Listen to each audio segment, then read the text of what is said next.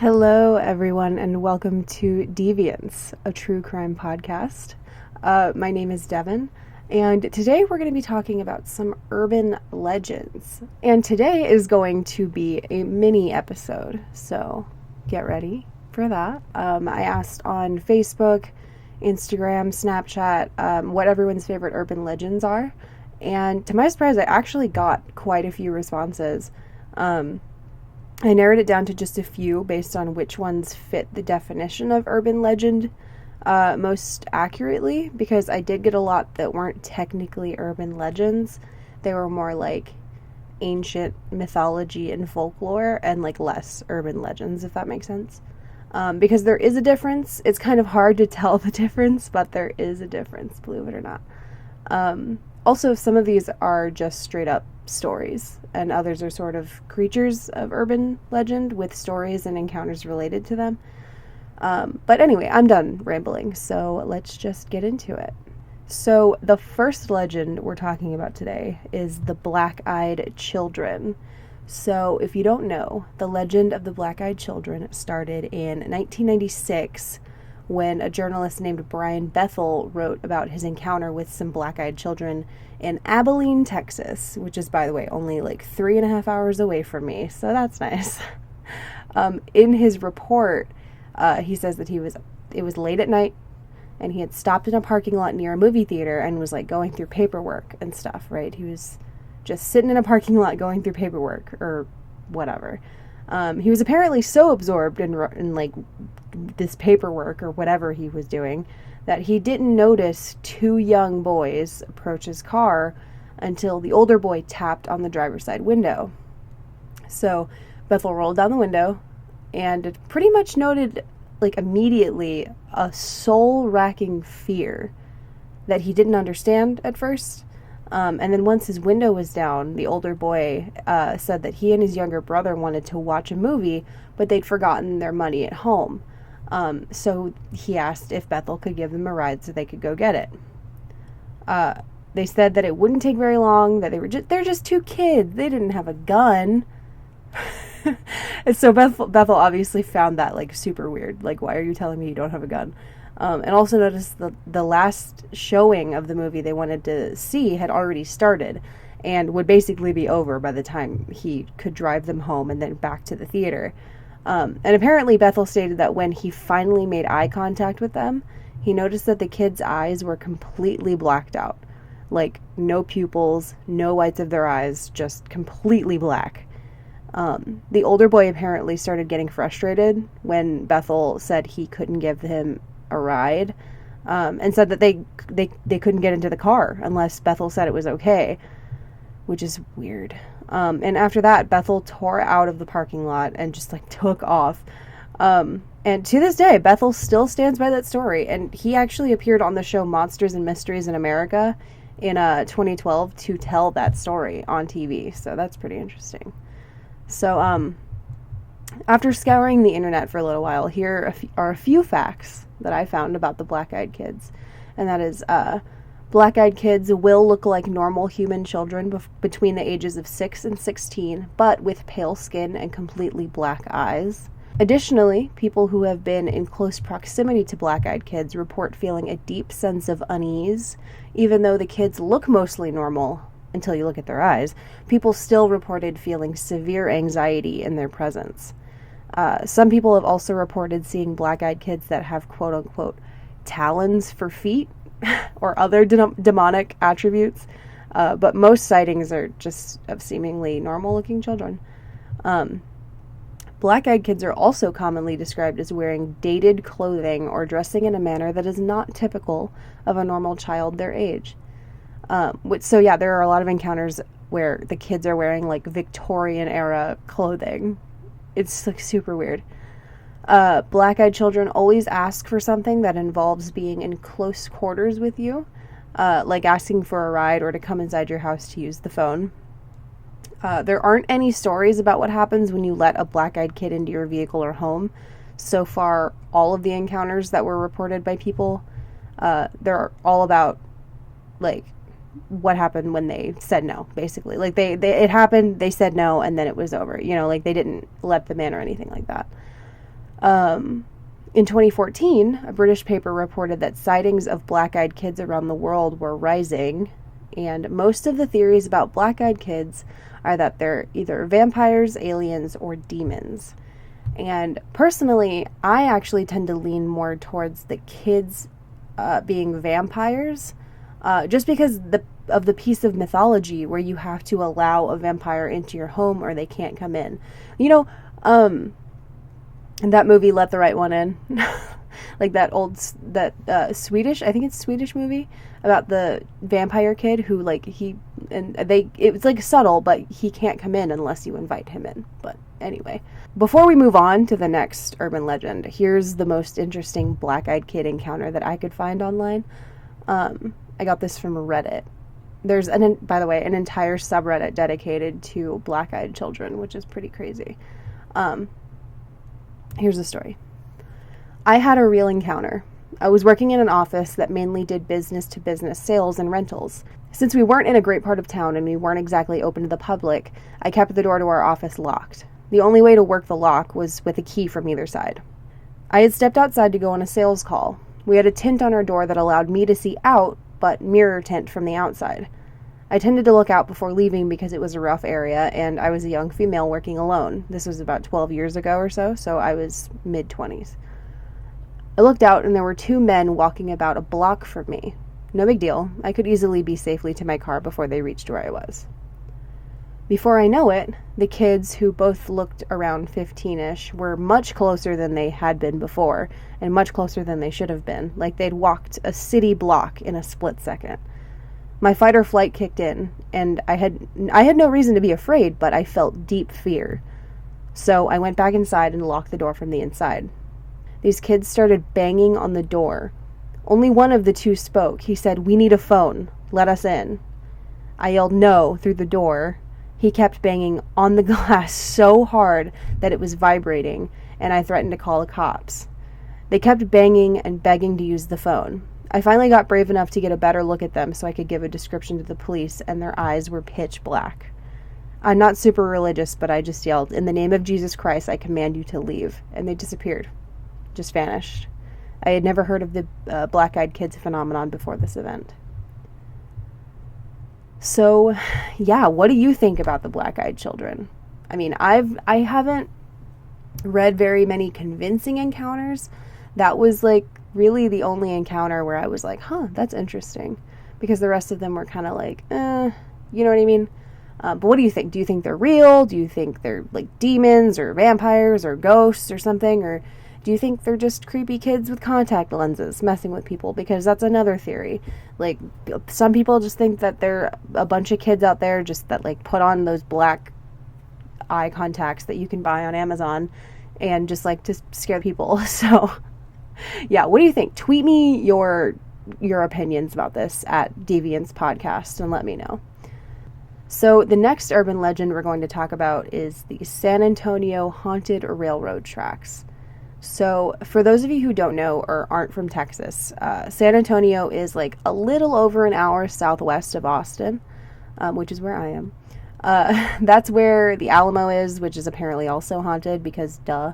And really the city of San Antonio as a whole is considered pretty haunted because there's a lot of money in the haunted ghost tours during Halloween time, if you know what I mean. So near the San Juan Mission, which is another famous Texas landmark, you'll find Shane Road, which is where the haunted railroad tracks are.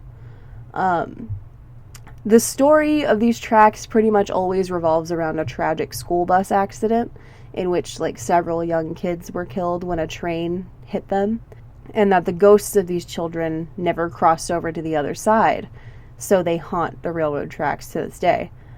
This legend is literally known across the United States, but mostly in Texas, obviously.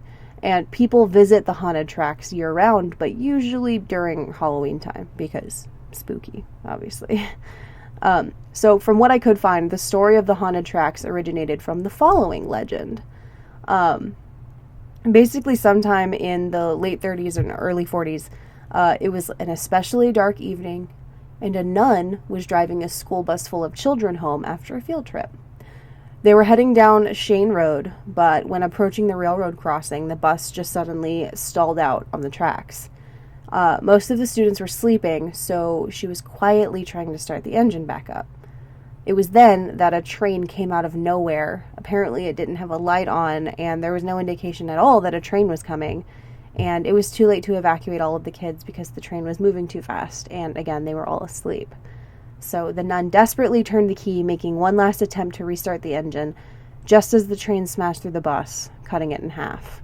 The nun was thrown through the windshield and miraculously survived, but the young children were not as fortunate, and they were all killed instantly. A few weeks later, the nun felt so guilty because all of those kids died, and she was supposed to protect them or whatever, so she returned to the site of the accident because the guilt was so overwhelming that she wanted to end her life. So she parked her car on the tracks and sat there waiting for the next train to come along. Eventually, a train came into sight, speeding down toward her, similar to that tragic night, when suddenly the nun began to hear tiny, familiar voices. Then, as if being pushed from behind, the nun's car started to roll forward. The nun's car was then rolled to safety just as the train roared by. In disbelief, the nun got out of her car and began looking around, expecting to find a good Samaritan, but she didn't see anyone. She looked back at her car and noticed tiny children-sized handprints all over the back of her trunk, and it was then that she realized that the ghosts of her students had saved her life. The nun then decided she was blessed with a new purpose in life, so she opened a school for orphans and taught there till the day she died. So the reason people visit these train tracks now is because it's said that to this day, if anyone parks their car on or near the tracks, the ghost kids will push the car away, like away from the tracks to safety, because they're determined to make sure that no one meets the same fate that they suffered. A lot of people who visit the tracks put baby powder on their cars, so if the car does get pushed over the tracks, they're able to see, like, the tiny handprints.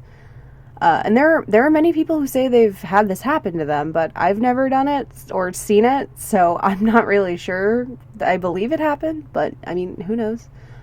This is really the only urban legend that's really sad, but really wholesome at the same time.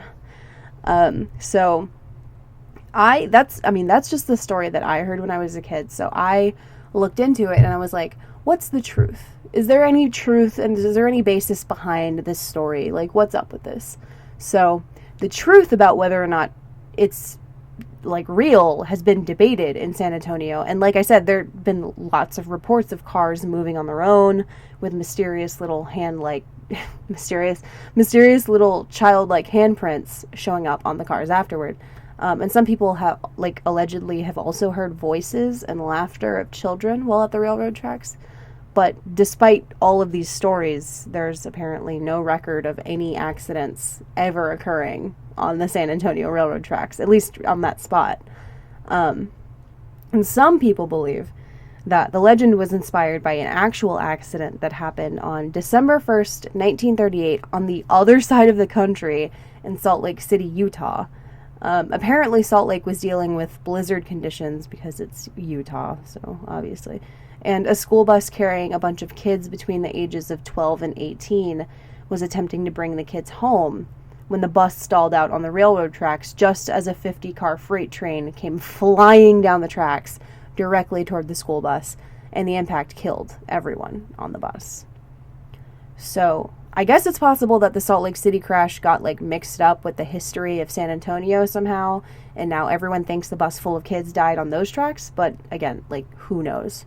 Again, I would love to hear what you think about this one, and in fact, if you've ever tried to do this, please tweet at me or DM me on Instagram. Both are at Deviance Podcast, because I would love to hear about your experience, because I have yet to hear any, like, convincing encounters, you know what I mean? So the next urban legend I have a personal connection with, in the fact that it scared me when I was a kid, when I first read it for the first time. In elementary school, me and my friends would always go onto, like, the school computer, and then we'd go on ask.com, because that was how you found things back then. I don't even know if ask.com is even around anymore. We would type in urban legends and then just scare ourselves for the rest of our lives. Like, not even kidding. The story freaks me out to this day when I think about it. It's called Humans Can Lick Too. And it goes like this. Once there was a young girl named Sarah who lived in a really small town. Her parents had to go to town for the night, so they left their daughter home alone, but they left their big dog Charlie with her to keep her safe. Sarah's parents told her to lock all the windows and doors after they'd left, and at about 8 p.m. her parents went into town. Doing what her parents told her, Sarah shut and locked every window and every door, except for one window in the basement that wouldn't close completely. After a few minutes, she finally got the window to shut, but it still wouldn't lock, so she left it like that and headed back upstairs. Just to make sure that no one could get in, she put the deadbolt lock on the basement door. Then she sat down, had some dinner, and decided to go to sleep for the night. Settling down to sleep at about midnight, Sarah snuggled up with Charlie and fell asleep. But at one point in the night, she suddenly woke up. She turned and looked at the clock. It was 2:30 a.m. She looked around the room, wondering what had woken her up, when she heard a noise. It was a small dripping sound. She thought she just left the water running, and now it was dripping into the drain of her sink. Thinking it was no big deal, she decided to go back to sleep. But she got a weird feeling about it. So she reached her hand over the edge of her bed and let her dog Charlie lick her hand for reassurance that he would protect her. And then, at about 3:45 a.m., she woke up again, hearing a dripping sound. She was slightly annoyed now, but still kind of scared, so she reached down and let the dog lick her hand, then she fell back to sleep. Early the next morning, Sarah was woken up again by the dripping sound and decided that she had had enough. She got up just in time to see that her parents were pulling up to the house. Good, she thought. Now somebody can fix the sink because I know I didn't leave it running. She walked to the bathroom, and there was Charlie, skinned and hung up on the curtain rod. The noise she'd heard was his blood dripping into a puddle on the floor. The girl screamed and ran to her bedroom to get a weapon in case someone was still in the house, and there, on the floor, next to her bed, she saw a small note written in blood saying, "Humans can lick too." Is that not the most terrifying story you have ever heard in your life? I'm home alone right now, and just reading that has made me like hyper aware of every little noise in my house. That is terrifying. Oh my God. There are other versions of this story. For example, sometimes it's like a nearsighted old lady instead of a young girl. And the "humans can lick too" message is sometimes written on the floor or on the bathroom mirror rather than the wall. Some versions include the parents' return and the discovery of the killer hiding somewhere in the house, like the basement, the girl's closet, under her bed. And in other versions, the girl's parents come back the next morning and ask if their daughter had a good night or whatever, and she tells them that the dog had kept her calm by licking her hand, and then she's told that the dog had been locked in either the basement or outside all night. So that's nice. So yeah, different variations of the story have been around since like the early 1900s. And I couldn't find a source that verified if this story was based on any like real event or anything. So who knows? But the idea of reaching down to let your pet lick your hand, then finding him murdered the next day and realizing it was some pet murdering psychopath next to your bed all night licking your hand is absolutely horrifying to me. I literally have goosebumps right now just thinking about it. Like, I hate it so much. That is so terrifying. So the next urban legend we're going to be talking about today is the Goatman. This one is a little bit more lighthearted just because that one is so scary to me. I figured, hey, let's get a little bit of a palate cleanser here. But the Goatman is most commonly associated with Louisiana, Maryland, and Texas, which is weird considering Maryland is literally on the opposite side of the country and Louisiana and Texas are right next to each other, but whatever. But it's usually described as a 7-foot-tall hybrid creature that is part man and part goat. It's apparently known in some places as the hillbilly chupacabra. And legend has it that the Goatman came to be after a mad scientist was conducting different experiments on goats or whatever, and he somehow accidentally injected himself with some sort of goat liquid, turning himself into a goat. This one is really funny to me, honestly, because instead of like figuring out how to turn himself back into a regular person or just like going to the hospital, he just gets really angry and starts killing people with an axe. So, yeah, from what I could tell, the story was pretty much just made up to keep teenagers from going out into the woods. Because why would you want to go into the woods when there's a 7-foot-tall half-goat man wielding an axe? I wouldn't want to go in the woods. And, oh, fun fact, my dad actually told me a different version of this story when I was a kid. This one was called The Pig Lady. And basically the story behind her is that her husband was a mad scientist. And he put some sort of liquid in the fridge, and without realizing that this liquid was some sort of magic pig juice, the wife drank the liquid and then turned into half pig, half woman. Then I guess she, escaped into the night and started killing people, too. So yeah, that was a short one, but I just thought it was funny. So the last urban legend we're going to cover in this mini episode is perhaps the most well-known urban legend in the world, Bloody Mary. I'm sure you've all heard of the game called Bloody Mary, also the drink, because it was really difficult to try and sort through the Bloody Mary drink recipes trying to research this urban legend. But basically the game is you go into a bathroom with a lit candle, turn off all the lights, look in the mirror, and then chant Bloody Mary. I've heard, I used to do it 3 times, but I guess that was wrong because I guess you're supposed to do it 13 times because that's the most evil number or whatever. And then when you get to the final one, you're supposed to see a woman's face in the mirror, presumably Bloody Mary herself. And if you're lucky, you'll turn the lights on and she'll disappear and you'll be safe. But if you're unlucky, she'll rip out your insides and kill you or pull you into the mirror and you'll never be seen again. Just fun sleepover games for kids. But I played this several times as a kid, and I never saw any face in the mirror, no matter how much the other girls at the sleepover claimed that they saw it.